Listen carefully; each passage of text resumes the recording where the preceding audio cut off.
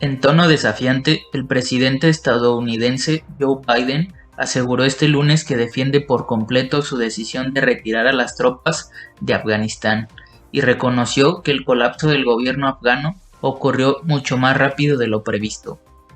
El mandatario dijo que había tenido antes la disyuntiva de apegarse a un acuerdo negociado previamente de retirar a sus tropas este año o enviar a miles de soldados más de regreso a Afganistán para una tercera década de guerra. Biden dijo que no repetirá los errores del pasado y que no se arrepiente de su decisión de continuar con el retiro. ¿Y cuáles son los intereses de Estados Unidos en Afganistán? Fuimos a Afganistán hace casi 20 años, con objetivos claros. Ir contra los que nos atacaron el 11 de septiembre de 2001 y asegurarnos de que Al-Qaeda no pudiera usar Afganistán como base para volver a atacarnos. Eso lo hicimos. Degradamos muchísimo a Al-Qaeda en Afganistán. Jamás renunciamos a la cacería contra Osama Bin Laden y le dimos. Eso fue hace una década. Nuestra misión en Afganistán jamás tenía que ser la forja de naciones. Jamás tenía que ser la creación de una democracia centralizada. Nuestro único interés vital en Afganistán sigue siendo hoy el que fue siempre: impedir un atentado terrorista contra el territorio estadounidense.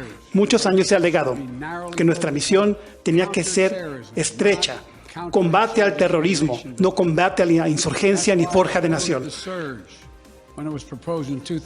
Por eso me opuse al aumento de fuerzas cuando era vicepresidente, y hoy como presidente quiero que nos aboquemos a las amenazas que enfrentamos hoy en 2021, no ayer.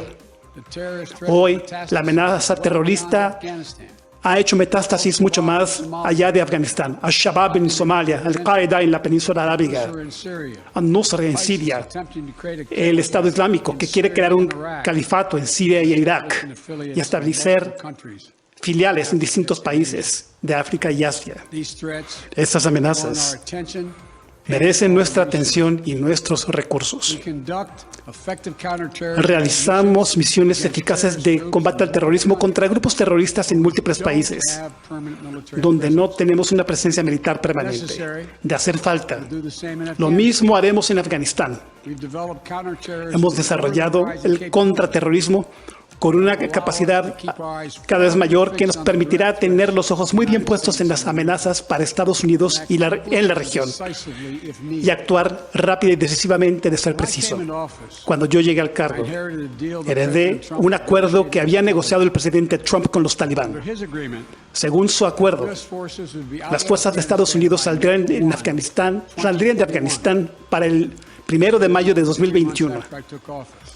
Meses después de que yo asumiera el cargo, las fuerzas estadounidenses ya habían disminuido durante el gobierno del presidente Trump de unas 15.500 a 2.500. Y los talibán estaban en su mayor fuerza militar desde 2001. La decisión que yo tuve que tomar como presidente de ustedes era continuar con ese acuerdo o estar dispuesto a volver a pelear contra los talibán en medio de la temporada de combate de primavera. No habría habido cesar fuego después del 1 de mayo. No había acuerdo que protegiera nuestras fuerzas después del 1 de mayo. No había ningún statu quo de estabilidad sin víctimas estadounidenses después del 1 de mayo.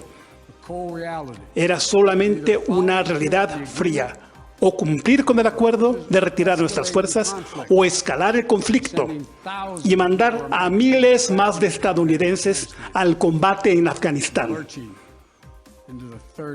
a marchar hacia la tercera década de conflicto. Respaldo totalmente mi decisión. Después de 20 años, aprendimos por la mala que nunca hubo un buen momento para retirar las fuerzas de Estados Unidos. Por eso ahí seguimos. Teníamos muy claros los riesgos, planeamos todas las contingencias, pero yo siempre le prometí al pueblo estadounidense que les hablaría con la verdad. Y la verdad es que esto se dio más pronto de lo que preveíamos. ¿Qué pasó, pues? La dirigencia política de Afganistán se rindió y huyó del país. Las fuerzas militares afganas se derrumbaron, a veces sin siquiera intentar pelear. Si acaso, los acontecimientos de la última semana refuerzan que toda participación militar estadounidense en Afganistán ahora era mejor no tenerla. Los estadounidenses no tienen por qué pelear una guerra y morir en una guerra que las fuerzas afganas no están dispuestas a librar por sí mismas. En tanto, Malala Yousafzai, la pakistaní Premio Nobel de la Paz y sobreviviente en 2012 a disparos de los talibanes por defender la educación de las mujeres, alertó hoy que Afganistán vive una crisis humanitaria. La joven activista dijo que no podemos ver a un país retrocediendo décadas o siglos, en una entrevista con la cadena británica BBC. Debemos tomar posturas valientes para defender a las mujeres y las niñas en Afganistán, subrayó Yousafzai, a quien cuando tenía 15 años un talibán le disparó en la cabeza cuando regresaba a casa en un autobús escolar. Malala fue tratada de sus heridas en el Reino Unido, donde se asentó y ha estudiado una carrera en la Universidad de Oxford. Afirmó que no ha tenido contacto con el primer ministro británico Boris Johnson, quien advirtió a los líderes mundiales de que tienen un importante rol de liderazgo que jugar ahora mismo y deben tomar posturas valientes para proteger los derechos humanos. Los países deben abrir sus fronteras a los refugiados afganos, a la gente desplazada, dijo la Premio Nobel, que llamó asimismo a garantizar que los niños y las niñas refugiadas tengan acceso a la educación y que sus futuros no se pierdan.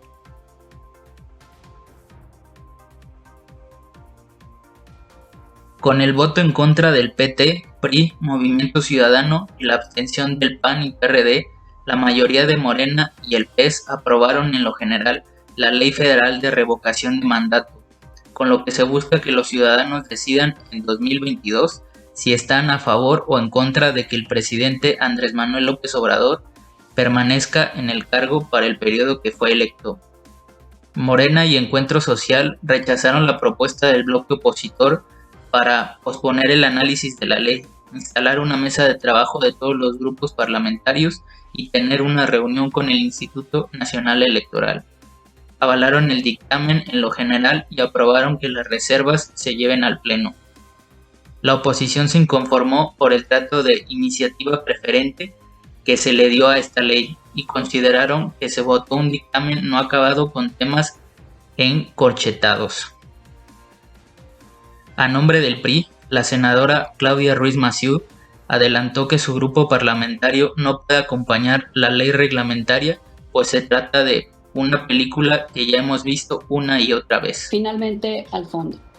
Lo más importante me parece es que se está tergiversando la figura de revocación de mandato y se está buscando legislar más bien una idea de ratificación de mandato. Les recuerdo a mis compañeras y compañeros que en el dictamen de la reforma constitucional dice textualmente: cabe hacer mención que en ningún caso podrá interpretarse el proceso de revocación de mandato como una posible consulta sobre la permanencia en el cargo o la ratificación del mismo. Se trata de una figura para reconocer el derecho de ciudadanos y ciudadanas a determinar si se opta por la conclusión anticipada del mandato conferido. En el dictamen y en el artículo 3º transitorio de la reforma constitucional también dice textualmente: para efectos de la revocación de mandato a que hace referencia la Constitución, tanto a nivel federal como local, deberá entenderse como el instrumento de participación solicitado por la ciudadanía para determinar la conclusión anticipada en el desempeño del cargo a partir de la pérdida de confianza. En ningún momento se está hablando de una ratificación o de preguntar sobre la permanencia, sino de plantear con toda claridad la pérdida de confianza de la ciudadanía, lo cual lleva a una posible desestabilización política y por eso se retira la confianza y se lleva a la posibilidad de la revocación de mandato. Estamos contraviniendo lo que nosotros mismos ya explicamos y el consenso esencial que fue el eje de la reforma constitucional. Morena, en voz del senador Félix Salgado Macedonio, demandó a la oposición aprobar el dictamen, pues mediante esta ley tienen la oportunidad de que el presidente Andrés Manuel López Obrador se vaya del poder. Deben de aprobar esta propuesta sin regateo alguno. El asunto no es ni de fondo ni de forma. La pregunta de que si se revoca o si continúa, no le busquen. La pregunta es bastante clara. ¿Estás de acuerdo en que guión se le pone el nombre porque la ley no puede ser dirigida, es abstracta? Pero en la boleta, que supongo que va a mandar a hacer el INE, y espero que ponga el nombre correcto, no vaya a cambiar el nombre, porque ese INE ya nadie le tiene confianza. ¿Estás de acuerdo en que Andrés Manuel López Obrador, presidente de los Estados Unidos mexicanos, continúe ejerciendo el cargo hasta que concluya su mandato? A pesar de que la Organización Mundial de la Salud pidió no aplicar una tercera dosis hasta que países rezagados inmunicen a porcentajes más elevados de población, Chile y Uruguay comenzaron la administración de una tercera inmunización de Pfizer contra COVID-19. Ambos países sudamericanos se han destacado en América Latina por su fuerte campaña de inmunización con CoronaVac. En Uruguay, la noticia sobre la tercera aplicación se da en momentos en que se ha autorizado los espectáculos deportivos con público y fiestas en espacios cerrados. La alta tasa de inmunización le da margen al gobierno, pero hay advertencias sobre una apertura tan rápida. Uruguay pasó de ser uno de los países que registraron más muertes por millón de habitantes entre abril y junio a ser actualmente el segundo que más vacunas ha aplicado a su población, después de Emiratos Árabes. Al 13 de agosto, según el monitoreo de Our World in Data de la Universidad de Oxford, con 144 dosis por cada 100 habitantes. Los casos disminuyeron sensiblemente, registrándose 17 muertes en la última semana, sobre todo entre población no vacunada. Le sigue Chile con 139 dosis por cada 100 habitantes. Ambos países administraron a su población CoronaVac de virus inactivo y refuerzan con AstraZeneca o Pfizer de RNA mensajero. Las dos naciones computan menos de 2% de positivos en los testeos según Our World in Data.